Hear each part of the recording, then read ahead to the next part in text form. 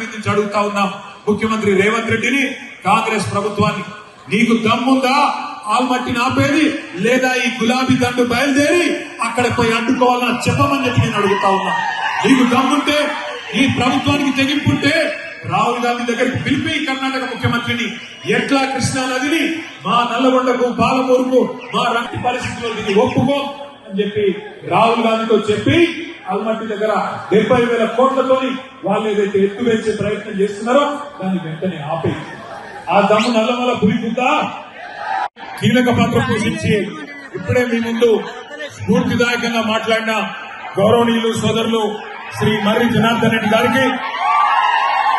గౌరవనీయులు పెద్దలు మాజీ మంత్రివర్యులు శ్రీ సింగిరెడ్డి నిరంజన్ రెడ్డి గారు, గౌరవనీయులు పెద్దలు మాజీ మంత్రివర్యులు శ్రీ మంత్రివర్యులు పెద్దలు డాక్టర్ లక్ష్మారెడ్డి గారు, గౌరవనీయులు పెద్దలు మొదనే నాగర్ కర్నూలు పార్లమెంట్ నుంచి పోటీ చేసి మీ అందరి అభిమానాన్ని పెద్ద ఎత్తున సంపాదించుకున్న గౌరవ